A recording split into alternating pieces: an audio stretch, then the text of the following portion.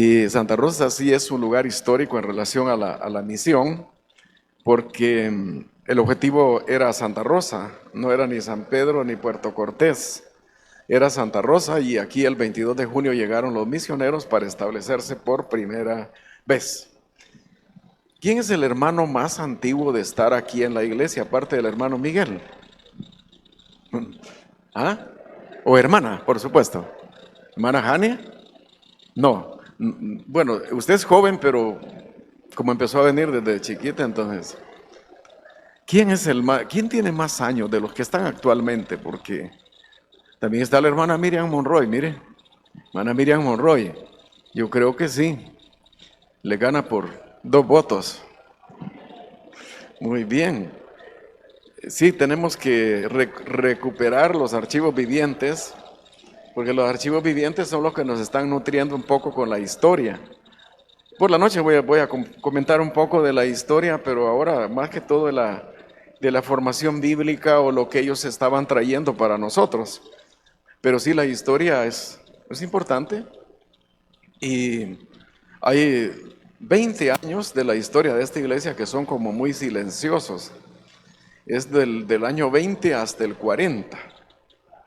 Ya del 40 en adelante se puede oír un poco más con la presencia del pastor Atilio Menéndez, que por los años 40 estuvo acá. Pero un poco atrás de esa historia, como que la iglesia era muy decaída, pero demasiado decaída, que no figuraba más que en que ocupaban el local para venir a hacer sesiones los de los comités regionales. Entonces, hubo años bastante difíciles, pero siempre la llama del Evangelio ha estado ahí, siempre la mano del Señor sosteniendo, y pues aquí vamos todavía vivitos y coleando, por la gracia de Dios. La iglesia tiene que seguir adelante, tiene que mantenerse adelante, no por el esfuerzo de nosotros, sino porque le pertenece al Señor.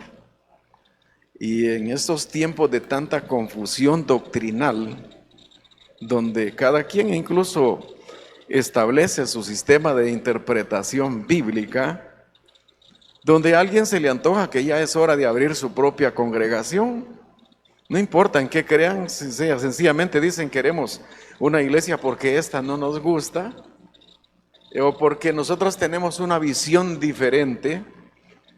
Siempre tenemos que recurrir al autor de la iglesia, y el que tiene la visión de la iglesia, el Señor.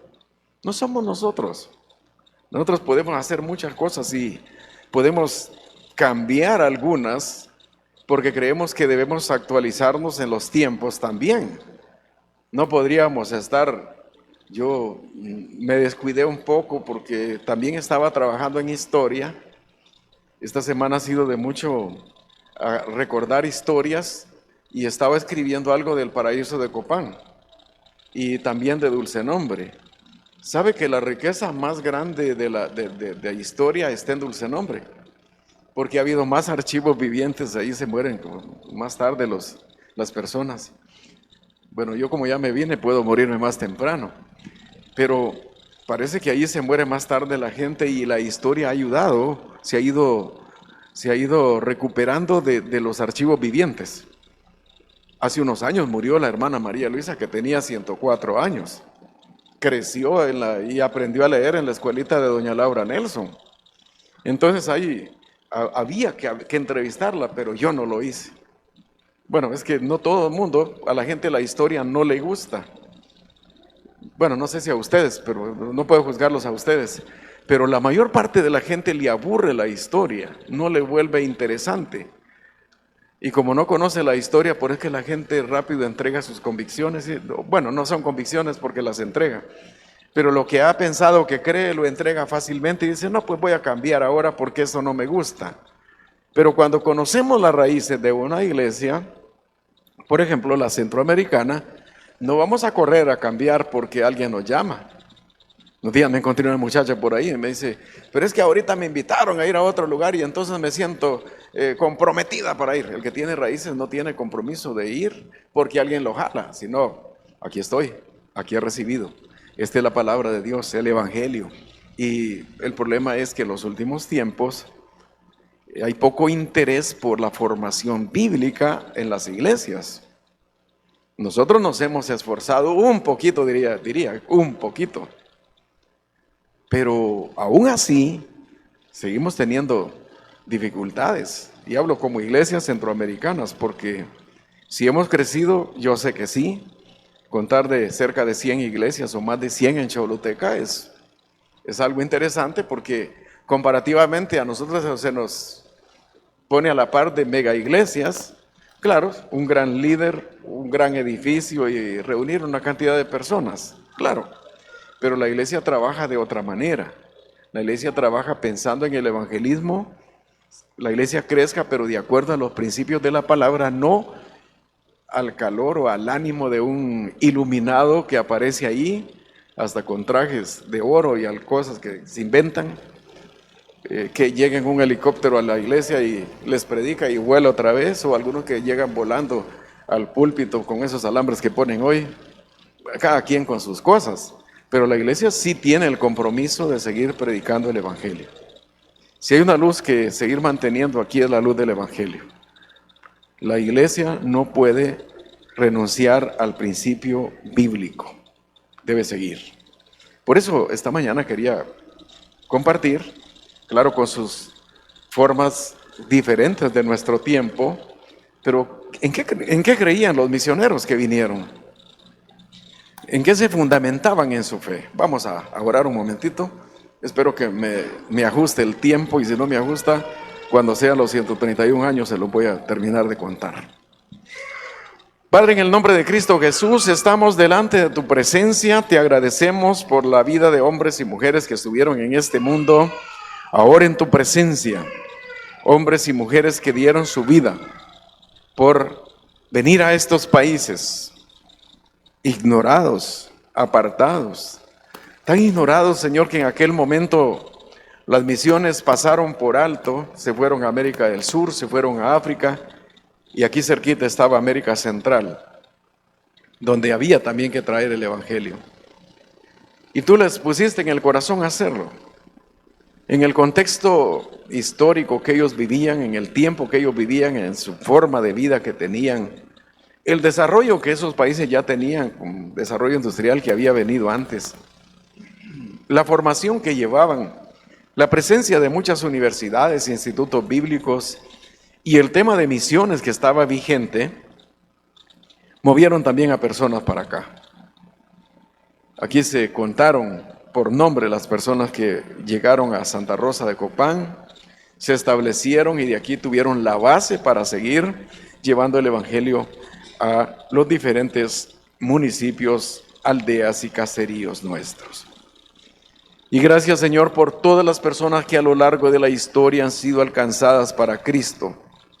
Muchos en tu presencia, están en tu presencia porque ese mensaje llegó a sus vidas y la salvación por fe en Cristo fue real para ellos y ahora disfrutan en ti. Y muchos de los que estamos hoy, Señor, siempre firmes, seguros en Cristo, y otros que han de venir, Señor, oramos para que la iglesia siga siempre con firmeza predicando la verdad de tu palabra, el evangelio de salvación en Cristo, y no dejarnos llevar por corrientes que este mundo amenazan con la santidad o la integridad de la iglesia. En tu mano comendamos nuestras vidas y oramos para que las iglesias sigan adelante, siempre fortalecidas en ti. En el nombre de Cristo Jesús. Amén. Muy bien, como dije, bastantes personas han crecido, han conocido a Jesucristo como Salvador y son parte de la vida, de la historia de la iglesia. Pero, ¿qué fue lo que se nos enseñó? Aparte ya hablamos de que el evangelio, se predica el evangelio para salvación, pero después del evangelio habría que hablar de enseñar, porque la iglesia siempre ha sido la escuela. La iglesia no es, ya recibió a Cristo, vaya y haga lo que le dé la gana, viva como pueda, defiéndase como pueda. No, la iglesia siempre ha tenido, por ejemplo, escuela dominical. ¿Por qué? La escuela dominical no aparece en la Biblia, tendréis escuelas dominicales. Pero se ha mantenido porque es la escuela donde uno aprende, donde a uno le enseñan. Desde muy pequeño hasta muy anciano, siempre vamos a tener la oportunidad de aprender. La iglesia en general debe estar comprometida con la extensión del reino de Dios. La Iglesia Centroamericana, por lo tanto, debe estar comprometida con la extensión del reino. ¿Qué es el reino de Dios? Pues cuando hablamos del reino de Dios estamos hablando del ejercicio del poder de Dios, su soberanía sobre la creación, desde la eternidad hasta la eternidad. Podemos decir eternidad pasada hasta eternidad futura, pero de la eternidad a la eternidad es el ejercicio de su soberanía, de su poder. Él es rey siempre. Lo era en el Antiguo Testamento y lo es en el Nuevo Testamento y lo es hoy. Sigue siendo el Señor el rey. El reino de Dios es eterno, es por siempre y para siempre. El Salmo 48:14, ahí está, Salmo 48:14, ¿qué dice? ¿Alguien me puede decir qué dice el Salmo 48:14? Porque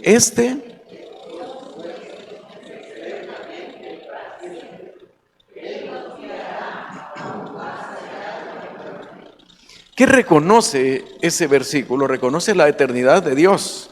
Aún más allá, nosotros vamos a morir y Dios sigue. Dios siempre estará allí.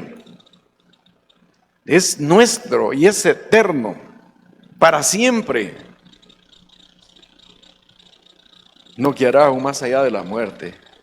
Y el tema de reino de Dios, los salmos lo tocan mucho. En los Salmos 89, 90 al 104 por ahí, hablan del reino de Dios. Jehová reina, se vistió de magnificencia. Jehová se vistió, se ciñó de poder. En algún tiempo cantábamos, Jehová reina, bendito sea el nombre del Señor. Jehová reina, bendito sea el nombre del Señor. Porque el reinado de Dios no es para traerle aflicción a las naciones, preocupación a la gente, sino para traer regocijo a la tierra. O sea, Dios no está interesado en todo el sufrimiento que el pecado, el diablo y la gente misma causamos. Dios está interesado en el regocijo de su pueblo. Él es el rey. Y ante la presencia de una majestad, uno debería estar contento. Probablemente con toda reverencia, respeto, pero regocijándose porque está en la presencia del Rey. Nos alegramos y nos debemos alegrar por ser parte de este glorioso reino y de predicar el mensaje de salvación a toda criatura. Cuando llegamos a 130 años de presencia evangélica en Honduras, es bueno recordar entonces la teología que impulsó a los misioneros. ¿Qué movió su corazón? Conocimiento de Dios, estudio de las cosas de Dios. ¿Qué movió su corazón? Y a la iglesia de entrada se le identificó como una iglesia dispensacionalista. Y vamos a ver de qué se trata eso. Es el sistema de interpretación bíblica que adoptó su fundador, Cyrus Ingerson Scofield. O sea, él adoptó un sistema de interpretación bíblica que se denomina dispensacionalista. ¿Por qué se le llama dispensacionalismo? Es una buena pregunta. Porque este sistema de interpretación enseña que la historia de la humanidad se divide en 7 etapas según la Biblia. 7 etapas. Era tan conocido ese sistema dispensacionalista que muchas de nuestras iglesias en el pasado tenían al frente, ahí tenían al frente el dispensacionalismo. Una gran tira que explicaba cada una de las cosas. Yo no trabajé en eso, pero fue que no pude, no fue que no quise, para tener ahí más claro el asunto.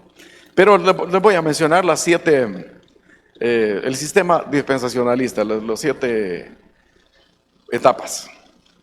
Scofield las identificaba de esta manera. La inocencia.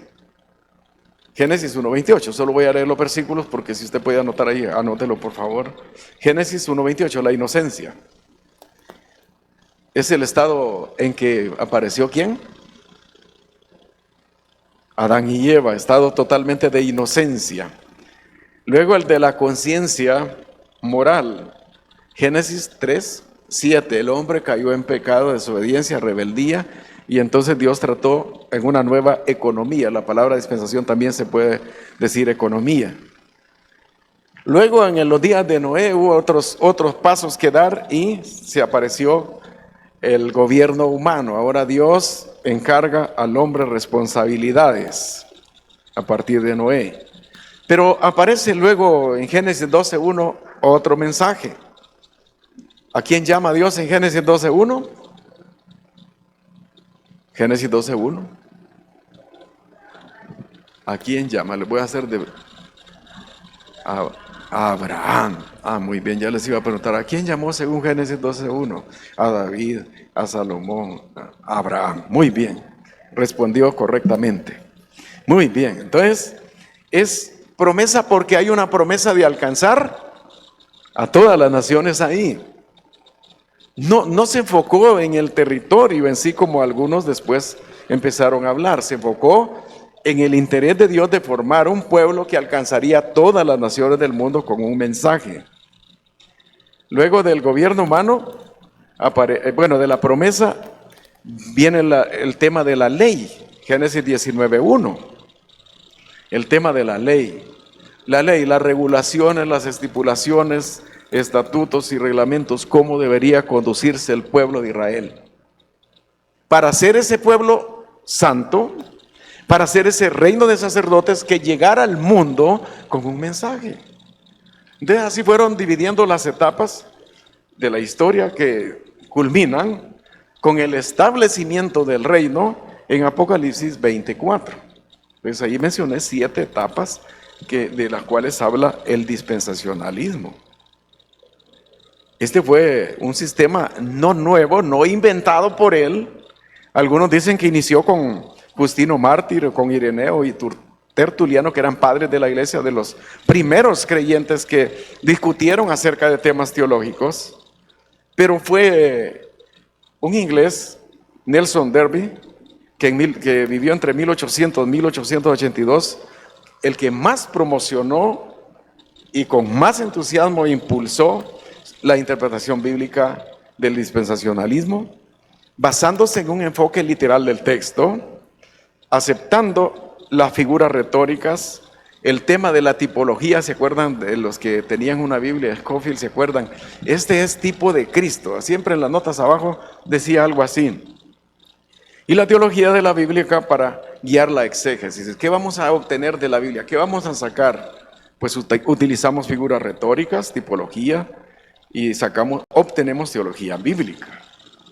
La enseñanza de Darby llegó a Estados Unidos y después de la guerra civil en 1861, 1865, se extendió por medio de conferencias, predicaciones en los púlpitos y ya enseñada formalmente en los seminarios o institutos bíblicos. Entre los más conocidos representantes de este sistema aparecieron entonces Don Cyrus Ingerson Scofield y el hermano de apellido Schaeffer, Lewis Sperry Schaeffer. Ellos fueron los que impulsaron, y hablo para nosotros, porque hubo de otras iglesias muchos otros representantes que tomaron el sistema de dispensacionalismo como propio. Esto se conocería entonces como el dispensacionalismo clásico. ¿Qué ha pasado con el dispensacionalismo clásico? Resulta que está sufriendo serios ataques de otros que ven el dispensacionalismo como el padre o la madre de lo que se llama hoy el sionismo. Así, voy a decirlo solamente así ahorita. Dicen, aquí está, este es el padre del sionismo, porque está diciendo que se enfoquen solamente en Israel. Ese es el punto ahí de pelea. Y es que al movimiento sionista se le atribuye la intención de convertir a Israel en una gran nación desde Egipto hasta el Éufrates y de mantenerse como el pueblo de Dios sin tener a Dios. Ese es el problema del que lo atacan. Y yo no estoy diciendo que estoy de acuerdo en cuanto ahorita, yo no estoy diciendo nada, solo les estoy contando. El sionismo moderno fue fundado por un periodista de origen austrohúngaro llamado Theodor Herzl. Y estamos mencionándolo precisamente para ver cómo el dispensacionalismo empezó a sufrir ataques. Según una enciclopedia, el sionismo sostenía que los judíos eran primordialmente un grupo nacional, como decir los polacos, los alemanes, y no un grupo religioso, como mencionar, digamos, grupos religiosos, musulmanes, católicos, evangélicos, que como tal tenía el derecho a crear su propio estado en su territorio histórico. O sea, estaban hablando de crear un estado con gente, pero no comprometidos con Dios. Es una nación como decir Honduras, no tenemos problema con... Es cierto que somos cristianos, católicos o cualquier otra cosa, pero no estamos regulados por un sistema político en ese sentido. Bueno, últimamente parece que sí, pero el pueblo entonces no está comprometido con Jesucristo, no está comprometido con Dios, sino con un sistema que se vuelve político. Así lo describe una enciclopedia que estaba consultando. ¿Pero por qué mencionar esto? Porque el doctor Scofield es el fundador de la Misión Centroamericana. Fue pastor de una iglesia congregacional al inicio. La iglesia congregacional es una iglesia más independiente, no dependiendo de una guía denominacional vertical. Por eso las iglesias centroamericanas, por cierto, no son denominacionales. No, por eso se llama asociación de iglesias. Si hubiera denominación, se cortó el ombligo desde hace muchos años y ellos dejaron a nosotros actuar de acuerdo a lo que nos enseñaron, por cierto. Cada iglesia fue tomando su propia decisión en lo que quería creer en cuanto a estos temas, porque en la iglesia, recuerden, los misioneros, no decíamos, ahí mandamos misioneros centroamericanos para Centroamérica. Eran norteamericanos que tenían su propia, ellos tenían de diferentes iglesias, bautistas, presbiterianos, metodistas. Entonces ellos vinieron y por eso las iglesias centroamericanas no siempre son uniformes en cada lugar donde uno va. Son diferentes en algunas cosas, porque el origen ya lo traen ahí. Y estamos mencionando esto por decir, bueno, ¿y qué pasó entonces con la enseñanza que el hermano nos trajo? Este hombre era un hombre fiel a Dios, comprometido con Dios, interesado en las misiones mundiales. Su labor de enseñanza principal fue eso, hablar del dispensacionalismo. Y la contribución más importante de él, podría decirse, está en la Biblia anotada por Scofield. ¿Cuántos de ustedes tuvieron una Biblia Scofield? Yo sin pena la levanto porque esa fue la primera Biblia que tuve. Esa fue, un hermano me dijo, mire que necesitas Biblia. ¿Y cuánto vale? Pues a 20 pesos, anda a traerla. Y me trajo una Biblia Scofield. 20 pesos valía una Biblia en esos días. Allá por 1982 por ahí. Entonces, nosotros tendríamos que estudiar lo que están diciendo, porque somos atacados ferozmente, por ejemplo, por César Vidal Manzanares. Algunos le siguen en redes sociales, porque de entrada, pues yo también oí algo de César Vidal Manzanares. Algunos tal vez no lo conocen, no lo han visto, no lo han escuchado. Pero yo lo tuve en una conferencia muy buena, como ya por los años 90 y algo, hablando acerca de la Biblia Dios habla hoy, defensor de las Biblias tradicionales, versión 1960 y todo eso. Y él estaba diciendo que había una conspiración, escribió su libro que se llama Conspiración contra las Sagradas Escrituras, y de una manera fuerte estaba atacando la Biblia Dios habla hoy, que era la de moda en esos días. Últimamente se ha callado en cuanto a esos temas, pero a lo menos él nos empezó a picar la mente en cuanto a temas así. Y hoy lo escuché un día y dije, realmente está difícil que una persona que uno aprecia esté hablando de esa manera acerca de las cosas que las iglesias hemos creído, sostenido, y que aunque de repente con una interpretación no muy cercana, de repente habría que reestudiarlas, pero yo no creo que tenemos derecho de pararnos en lo que otros han hecho a través de la historia y decir, estos diabólicos, porque debo decirlo de esa manera, lo expresó. Y todavía me pregunté, ¿sería esa la intención del doctor Scofield? ¿Era ese su corazón? ¿O es que abrazó el dispensacionalismo clásico como la provisión de Dios para enseñar a las iglesias. Y lo encarnó él mismo, porque no lo podría haber enseñado si no lo hubiera encarnado. Entonces, habría por eso me tomé el tiempo de hablar de esto hoy. Dije, bueno, más tarde algunos hermanos van a oír y qué van a responder o cómo vamos a hacer, porque nos están atacando, o están atacando la raíz. Quiero ver el tiempo, así todavía tenemos. Nos están atacando la raíz. Pero luego vamos a ver que la iglesia no siempre se queda en el estado como creció inicialmente. La iglesia crece en el dispensacionalismo, nos ayuda a entender de alguna manera la administración de Dios para su pueblo. Y aunque nace en ese contexto, al pasar del tiempo, con mayor estudio de la palabra, mayor conocimiento, pues se ha adoptado lo que se conoce hoy como dispensacionalismo progresivo, o en palabras del doctor Rairi sería renovado. Así que estamos a 130 años de permanecer en Honduras, pero pocas veces hemos hablado de este tema, y yo creo que lo hablé obligado por escuchar a estas personas. Porque para nosotros es emocionante. Yo estaría contento de estarles hablando de don Tiburcio, de don Andrés, de todos los que estuvieron hace muchos años. Y es emocionante porque, como les dije, la historia, por ejemplo, como yo soy de ese pueblito, cuando veo la historia de la iglesia en Dulce Nombre, está rica, llena de testimonios, de historia, las visitas. Por ejemplo, que un día llegó el director o rector del Seminario Teológico de Dallas a enseñar a Dulce Nombre, a la dedicación del templo. Se imagina lo que significaba en términos de iglesia tener tantas visitas de ese nivel en aquellos días. Y la iglesia sí tiene mucha riqueza, pero tiene que conocer sus raíces y lo que está pasando en el presente. Y por eso la pregunta es, ¿seguimos enseñando de la misma manera? Vamos a ver. Podemos decir que sí y que no, por dos razones. Los que hemos sido, y allí me coloco, aunque he ido cambiando, cambiamos. No podemos estar pétreos en algunas cosas. Pero los que hemos sido formados en el sistema clásico, somos dispensacionalistas así.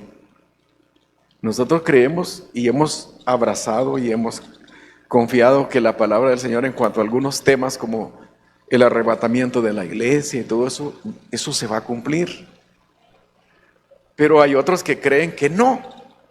Y ahí es donde no vamos a estar de acuerdo con algunas cosas, aunque con otras sí. Entonces, los pastores de mayor edad o los líderes de mayor edad fueron entrenados en academias, institutos bíblicos, en seminarios, en la iglesia, con el sistema clásico, dispensacionalismo clásico. Y es difícil que alguien que fue formado en el sistema clásico dispensacionalista acepte otro, porque así creció, así caminó, así vio el desarrollo de la iglesia y dice, pero ¿cómo puedo yo aceptar que esto vaya a cambiar? Yo pienso que Dios puede hacer que cambiemos, claro que sí, pero cuando ya encarnamos algo no es fácil que nos lo quiten. Como decía un hermano querido que está por ahí, dicen que Apocalipsis 3:20 no es para evangelismo, pero a mí nadie me lo quita. Y es cierto. A alguien le ha bendecido y le ha animado a venir a Cristo cuando dice, yo estoy a la puerta y llamo. Si alguno oye, y vos si abre la puerta, yo entraré y cenaré con él y él conmigo. Dios le llama y usamos el versículo. Ciertamente el contexto es un poco diferente, pero muchos lo oímos cuando nos evangelizaron. Pues yo quiero estar con el Señor, yo quiero tener comunión con el Señor cuando habla de cenar con Él. Todas esas cosas han sido muy importantes y queremos como que no cambien nunca, pero seguiremos estudiando la Biblia. No queremos como decir es que así son porque así son. sino seguir estudiando porque Dios sigue aclarando la mente de nosotros, el Espíritu Santo sigue trabajando. De alguna manera trabajó con ellos en aquel tiempo, pero hoy sigue trabajando con nosotros. Tenemos que estar, como quien dice, un poco abiertos, no a pelear, porque a la gente sí le gusta pelear por estos temas, pero no a pelear, sino a empezar a conocer y disfrutar. Gracias a Dios que utilizó todas estas cosas para hablarme a mí, pero gracias a Dios porque otros siguen pensando y nos están dando nuevas ideas para seguir adelante y no desmayar con el Evangelio. Para alguien, un clásico dice: el ejercicio del Señor es su soberanía desde la eternidad pasada hasta la eternidad. El gobierno del cielo sobre la tierra está restringido con respecto a tiempo y a periodos limitados de la dispensación y ya situaciones bien definidas. Apareció entonces el dispensacionalismo renovado o progresivo. Este sistema teológico evangélico entonces va a reformular el dispensacionalismo tradicional. Mantiene la distinción entre Israel y la iglesia, pero suaviza la separación entre ambos al ver el reino de Dios como un plan progresivo e interconectado a lo largo de la historia. Para ponerlo en otras palabras, en el Antiguo Testamento nosotros siempre ignoramos a Cristo. No lo mirábamos. Incluso yo una vez estaba para predicar y me dijo: hermano, no diga Cristo porque está usando un pasaje del Antiguo Testamento. Me mató. No lo vaya a decir, me dice, porque recuerde que el Antiguo Testamento habla de cosas que van a ocurrir. Si quiere hablar de Cristo, vaya hacia el Nuevo Testamento. Entonces, ¿qué sabía yo de dispensacionalismo y de todas esas cosas? No las había conocido correctamente, había quizá oído la palabra. Pero así me decía el hermano, la historia es una sola historia. La historia no está pedaceada. Es una sola historia porque Dios es el Rey siempre. En el Antiguo Testamento Dios habló de Cristo, del Hijo. Dios es el Rey, pero Cristo el Rey es Dios. Y viene también en el Nuevo Testamento, la historia es una sola a través de los siglos. El doctor Riley sostiene que el reino de Dios y el reino de los cielos tienen la misma definición, o sea, apuntan hacia algo, hacia un futuro milenial.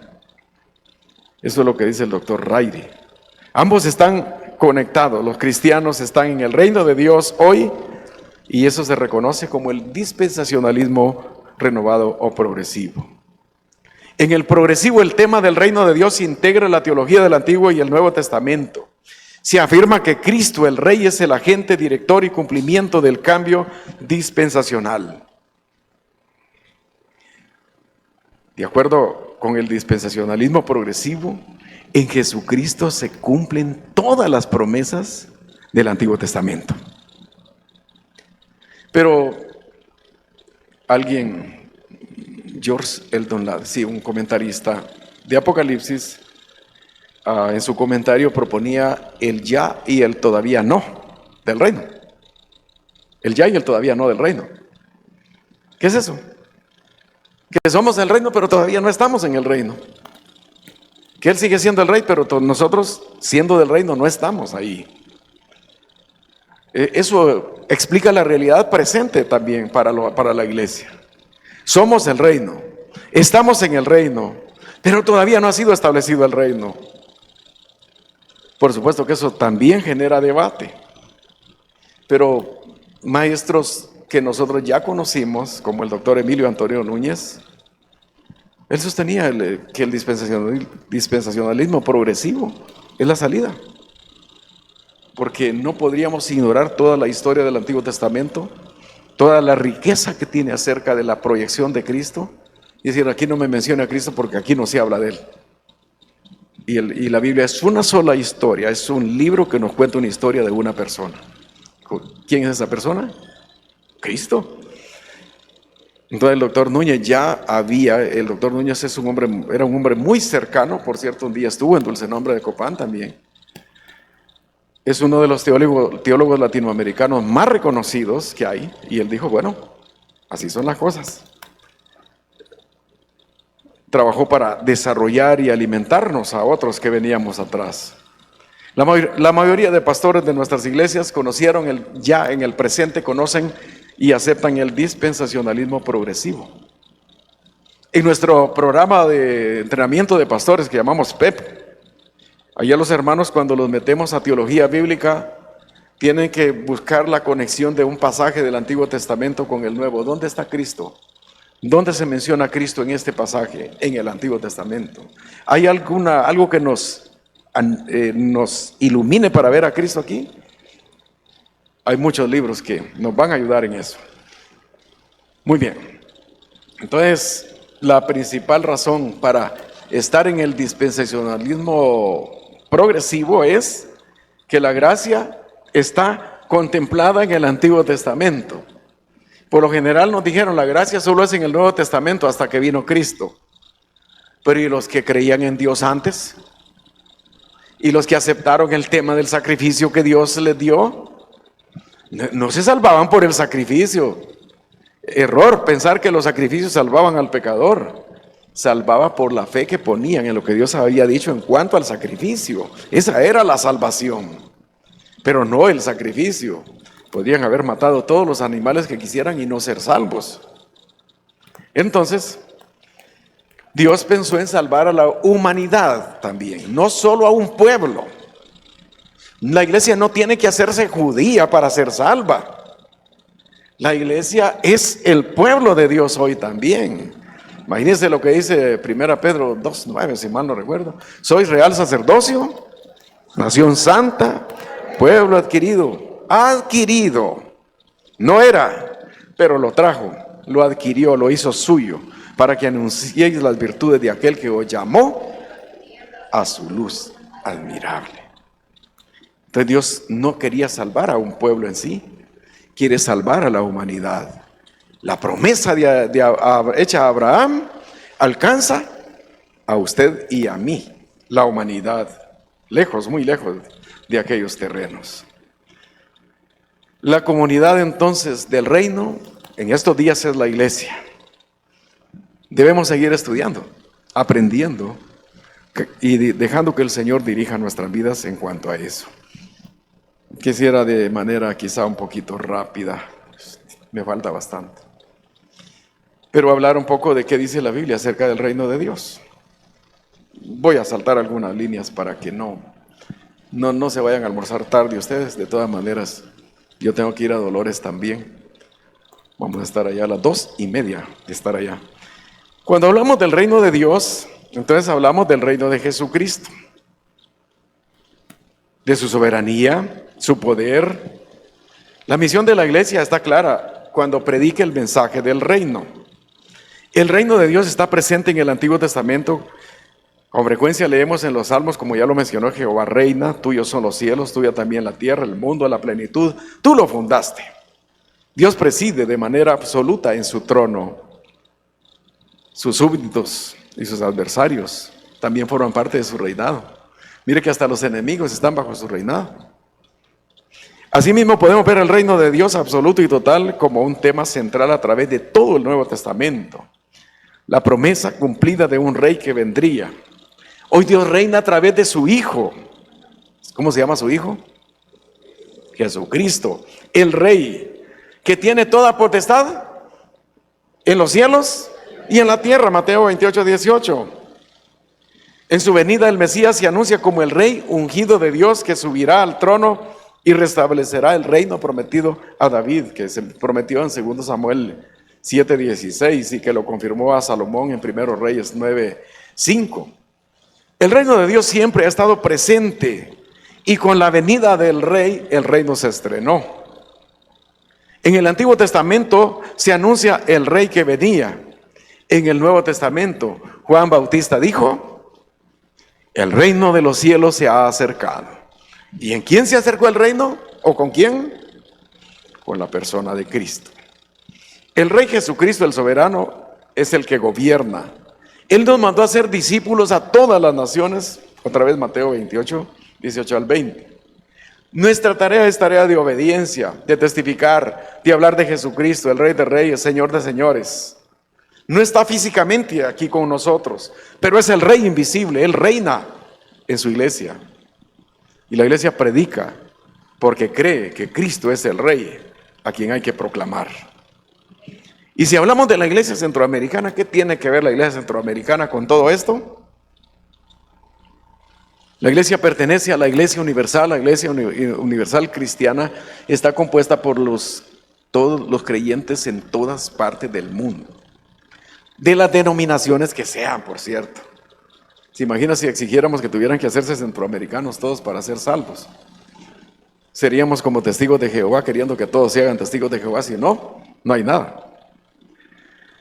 La iglesia del Señor es universal. Aquí estamos nosotros también como parte de la iglesia universal. ¿Por qué? Porque hemos recibido a Jesucristo como nuestro Salvador.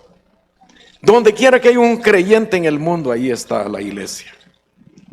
La iglesia no es el reino, es la comunidad del reino.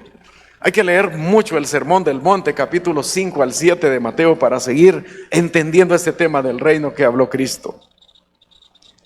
La iglesia centroamericana, conocida ahora como Asociación de las Iglesias Centroamericanas de Honduras, es parte del reino. No somos el reino. No hemos dicho el reino de Cristo, como hemos dicho el reino de Dios o de Cristo es más amplio, es universal y es absoluto. No somos un pequeño reino, somos parte de ese reino más grande, verdadero y absoluto. En este reino podemos ayudarnos unos a otros, a pesar de las diferencias denominacionales, porque el Rey es uno solo, Cristo. Pero eso sí, sin regalar nuestros valores, porque en estos días cuando hablamos de mancomunar esfuerzos, por lo general quieren que uno renuncie a sus valores bíblicos para ponerlos a la orden de otros que no están respetando valores bíblicos. La iglesia centroamericana representa los intereses, los valores, la fe y la creencia en Cristo como Rey de todos los que creen en Él. Cuando inició el movimiento para la fundación de la misión, los hermanos que se presentaron venían de iglesias presbiterianas, metodistas, luteranas y congregacionales. Aquí cantamos Castillo Fuerte, por cierto, que sin ningún color denominacional se unieron para traer el mensaje de la palabra de Dios a Centroamérica. Pero la unidad estaba en un mensaje, no en prácticas que quieren unificar hoy a las iglesias, es en el mensaje. Aquel 30 de mayo de 1896, cuando arribaron los primeros misioneros a Puerto Cortés, los hermanos Edward Bishop, su esposa, Bell Purves y Dora Sheep y otros que venían allí, vinieron a predicar el evangelio del reino. Lugar en tinieblas, en oscuridad Santa Rosa, no tenía Cristo. No estaban pensando en su denominación. Al final nos dejaron en la libertad de adoptar el sistema que fuera conveniente para nuestro funcionamiento como iglesia. Y ese es el trabajo que se hace para el reino. Un poquito más para cerrar. El plan de Dios para salvación a los pecadores se cumple en toda la tierra. A veces algunos creen de una manera, otros creen de otra, otros tienen un sistema, nosotros tenemos uno, pero el plan de Dios es de salvación. No es centralizarnos en las disputas por quién es dispensacionalista, progresivo, clásico, lo demás. Es predicar el evangelio del reino. Dios rescata a pecadores para volverlos útiles en su obra. ¿Por qué? Este hombre Scofield, antes de su conversión, pues dicen que era un fumador empedernido, un borracho empedernido y además era abogado. ¿Qué se esperaba de él? Pues un hombre que se perdiera. Pero Dios lo rescató de la vida desastrosa que llevaba.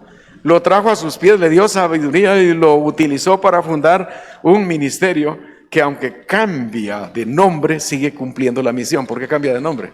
Porque la misión centroamericana después cambió a Camino Global y hoy ni existe. Bueno, la misión centroamericana está fusionada con Avant, otra misión. Se fusionó.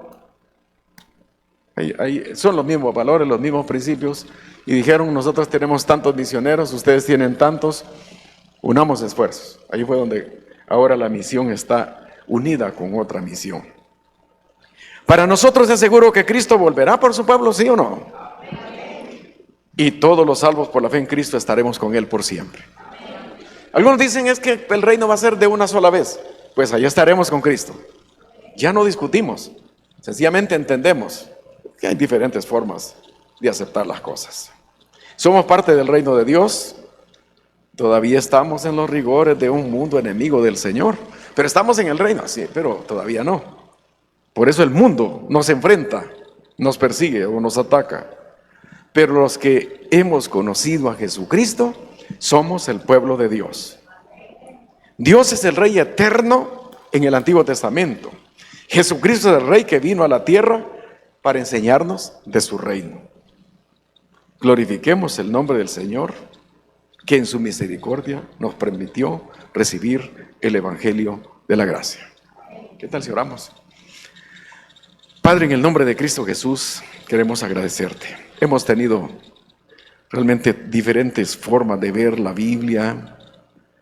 Hemos aprendido mucho, seguimos aprendiendo, pero lo que no ha cambiado y no va a cambiar es el mensaje. Tú eres Dios por siempre, eres Señor por siempre y para siempre. Y eres el Señor que se acordó de Honduras y nos mandó misioneros. Y hemos recibido un mensaje y lo hemos mantenido por tu gracia. Señor, si fuera por nosotros no habría iglesia, pero es por tu gracia que la iglesia se sostiene. Pero queremos, Señor, que tu gracia nos siga alcanzando, abrazando y que permita que nunca nos apartemos del verdadero mensaje de salvación en Cristo, ni de la instrucción bíblica que nos ayude a aclarar nuestra mente y nuestros corazones, afianzarnos en los principios fundamentales de tu palabra, para que nadie nos arranque, para que nadie nos lleve, nos saque, nos vaya a extraer de la comunión con tu iglesia. Señor, en tu mano encomendamos la vida de cada uno de los hermanos y hermanas aquí, pero también de todas las iglesias centroamericanas en Honduras. Oramos que nos guardes a nosotros, nos permitas seguir alumbrando en este mundo. Seguir alumbrando. Tú sigues ahí y quieres usar a tu iglesia para predicar el Evangelio. Queremos descansar en ti, Señor, y en tu gran misericordia, que vamos a lograr mucho más, porque la iglesia es tuya y la has sostenido ahora y sé que vas a engrandecerla. No sabemos si solamente pensando en números, sino engrandecer también en conocimiento de tu palabra para hablar con firmeza de quién es el bendito Salvador. Bendiga, Señora, a cada uno de los aquí presentes, que regresemos a nuestras casas con una mente pensando en lo que tú has hecho y que la iglesia nunca ha estado fuera de los ataques, pero la iglesia no se mantiene en principios pétreos que un hombre propuso, sino la iglesia se mantiene en los principios de tu palabra y ahí está la respuesta para nosotros. Gracias, Señor, por darnos este momento, este tiempo. Oramos en el nombre de Cristo Jesús. Amén.